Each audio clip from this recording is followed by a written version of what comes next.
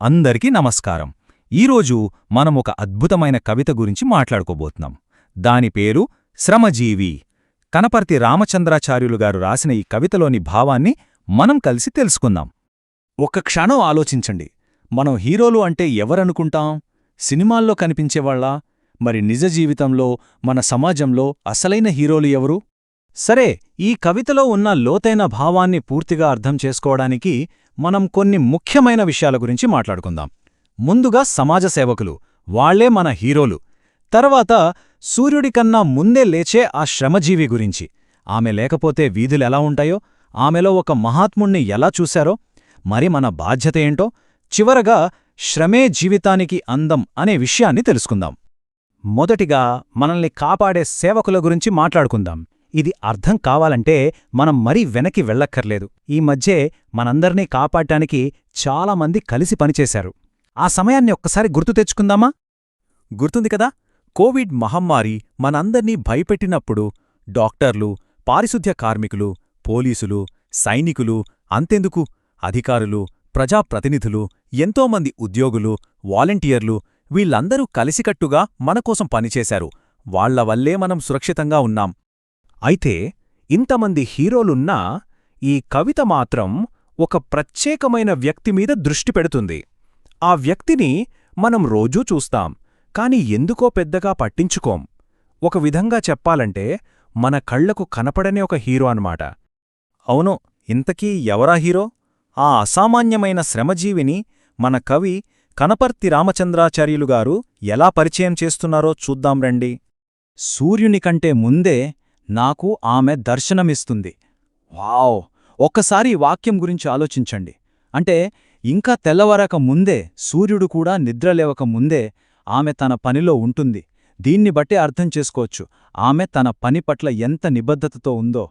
మనం శ్రమజీవి అంటున్నాం గదా, అసలు శ్రమజీవి అంటే ఎవరు? చాలా సింపుల్.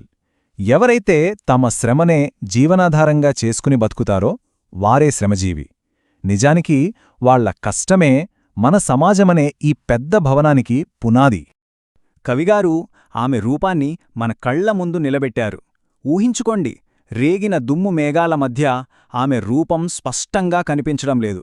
ఒక చేతిలో పొడవైన చీపురు, చంకలో ఒక వెదురుబుట్ట. ఆమె కట్టుకున్న తెల్లచీర చూస్తుంటే అహింసాదేవత నడిచొస్తున్నట్టే ఉందట. ఎంత అద్భుతమైన వర్ణన కదా! ఇప్పుడు ఒక చాలా ఆసక్తికరమైన విషయం చూద్దాం. కవి ఆమె గొప్పతనాన్ని చెప్పడానికి ఒక భిన్నమైన పద్ధతిని ఎంచుకున్నారు. ఆమె ఉంటే వీధులు ఎలా ఉంటాయో చెప్పడమే కాదు, ఒకవేళ ఆమె లేకపోతే ఆ వీధుల పరిస్థితి ఏంటో కూడా మనకు చూపిస్తారు. చూడండి ఇక్కడ, ఆమె తన చీపురుతో వీధుల్ని శుభ్రం చేస్తే అవి కొత్త వెలుగుతో మెరిసిపోతాయట. అదే ఆమె ఒక్కరోజు రాకపోయిందనుకోండి, అవే వీధులు జబ్బుపడిన వాళ్లలా నల్లగా, దిగులుగా మారిపోతాయట. అంటే ఆమె పనికి మన ఆరోగ్యానికి మధ్య ఎంత దగ్గరి సంబంధముందో కదా! అందుకే మనం గట్టిగా చెప్పొచ్చు, ఆమె చేసే ఆ పని, ఆమె శ్రమ మనందరి ఆరోగ్యానికి ఒక రక్షణ కవచంలాంటిది. ఆమె రోజు మనల్ని ఎన్నో రోగాలనుంచి కాపాడుతోంది. అయితే కవిగారు ఆమెను కేవలం ఒక పారిశుద్ధ్య కార్మికురాలుగానే చూడలేదు.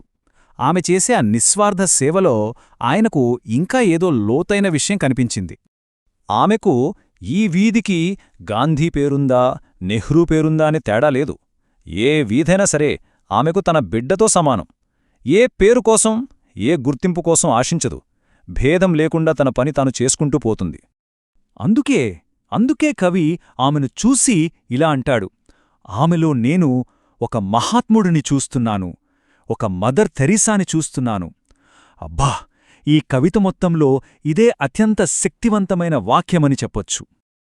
అసలు అంత పెద్దవాళ్లతో ఎందుకు పోల్చారు అని మనకనిపించొచ్చు. ఎందుకంటే ఎలాంటి స్వార్థం లేకుండా ఇతరుల కోసం సేవ చేయడం, అంకితభావంతో పనిచేయడం, ఈ లక్షణాలు ఆమెలో కనిపించాయి కాబట్టే ఆ పోలిక. సరే, ఇంత గొప్ప కవితను విన్నాక, చదివాక ఇది మనల్ని కూడా మన బాధ్యత ఏంటి అని ఆలోచించేలా చేస్తుంది కదా. మొదటి ప్రశ్న, మన ఆరోగ్యాన్ని కాపాడటంలో పారిశుద్ధ్య కార్మికుల సేవ ఎందుకంత కీలకం? ఇక రెండవది, మన ఊరిని, మన నగరాన్ని శుభ్రంగా ఉంచుకోవాల్సిన బాధ్యత అసలు ఎవరిది? చివరిగా మన కోసం సేవ చేసే ఇలాంటి శ్రమజీవుల పట్ల మనం ఎలా నడుచుకోవాలి? సరే, ఇవన్నీ పక్కన పెడితే మొత్తంగా ఈ శ్రమజీవి కవిత మనకు ఇచ్చే ముఖ్య సందేశమేంటో ఒక్కసారి చూద్దాం. ఈ పాఠం యొక్క అసలు ఉద్దేశ్యం శ్రామికులు ఎంత గొప్పవాళ్లో చెప్పడం, అలానే శ్రమతో బ్రతకడంలో కూడా ఒక అందం ఉంటుందని మనకు తెలియజేయడం. ఒక్క విషయం మాత్రం ఎప్పుడూ గుర్తుంచుకోవాలి. మన నివసిస్తున్న ఈ సమాజం శ్రమ అనే పునాది మీదే నిలబడి ఉంది. ఆ పునాది లేకపోతే ఏమీ లేదు. శ్రమే సమాజానికి పునాది. ఆ శ్రమ చేసే శ్రమజీవులను గౌరవించడం మనందరి బాధ్యత.